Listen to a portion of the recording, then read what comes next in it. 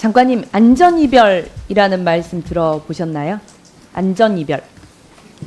네, 들어보셨습니까? 네.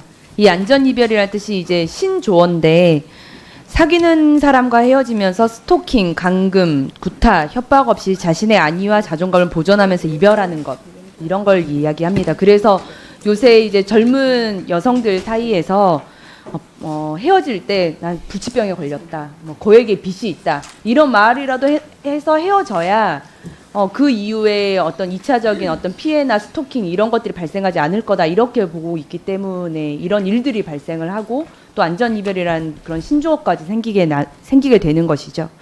그래서 이별에 대한 그런 보복범죄 문제에 대해서 우리가 가볍게 이 사안을 볼 것이 아니라 여가부 차원에서도 적극적으로 이 문제를 바라보고 또 피해자에 대한 보호 지원에 좀 앞장서야 될 것 같습니다.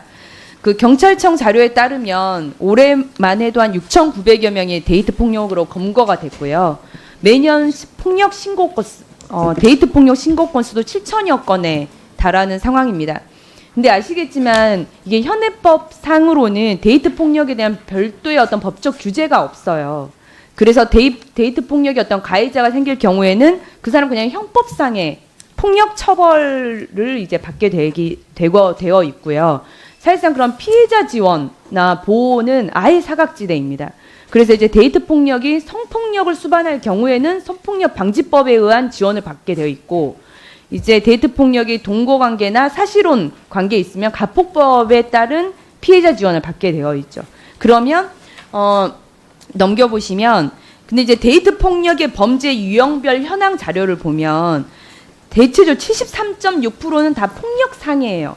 그래서 성폭력에 대한 부분은 미미합니다.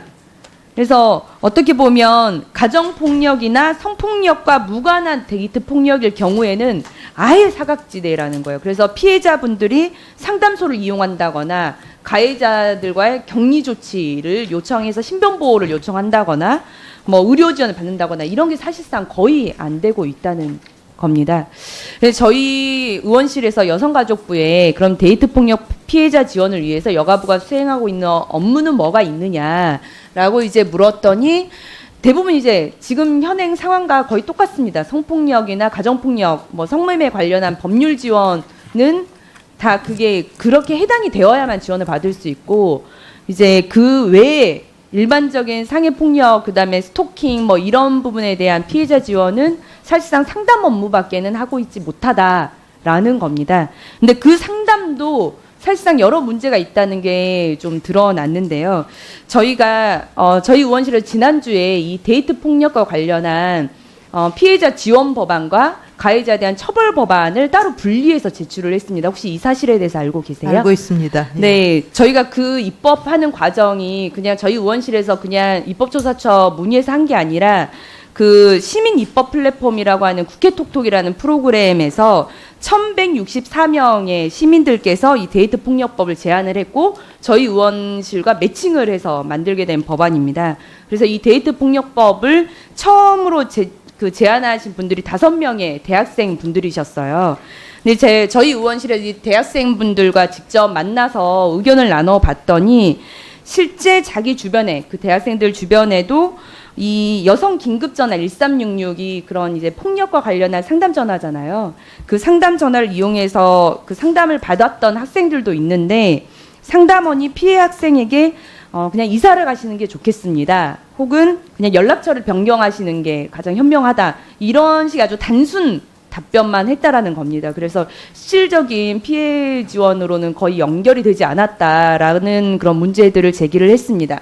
근데 1366을 찾는 여성들의 비중도 굉장히 많이 증가하고 있는데 그중에서 데이트 폭력의 상당 건수도 지난 3, 4년간 거의 한 3배 이상 증가를 했고 올해도 지금 5,700여 건에 달하고 있는데 그러면 이 데이트 폭력 등과 같은 신종 여성 폭력에 대한 상당한 매뉴얼이 구축돼 있느냐라고 또 저희가 또 질의를 해봤더니 2013년에 여가부에서 가정폭력 피해자 초기 지원 매뉴얼 이런 걸 제공한 적이 있고 그 이후에는 전혀 없다는 거예요. 그래서 중앙센터나 경기센터에서 제작한 것을 공유하는 정도지 실제 이제 데이트 폭력에 대해서 상담원들이 어떤 식의 상담을 하고 지원해야 될 것인지는 잘 구비가 되지 않았다는 겁니다. 저는 그래서 이 부분에 대한 이제 법적 정비도 당연히 해야죠. 그거에 대해서는 여가부가 아주 전향적인 자세로 이 법안이 제정될 수 있도록 나서 주시길 바라고요. 중요한 건 지금 현재 1361이 유일한 지금 상담 체계라면 좀 빠르게 매뉴얼을 배포할 필요성이 있다고 봅니다. 이에 대해서 두 가지 변경을 말씀드립니다.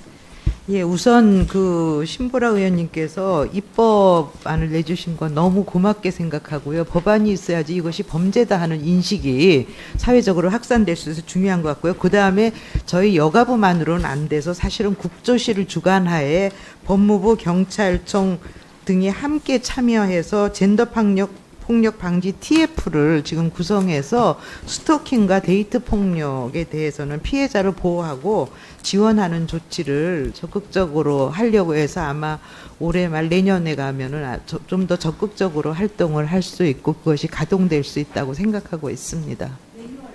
네, 매뉴얼도 저희가 만들도록 하겠습니다. 네, 신보라 의원님 수고하셨습니다.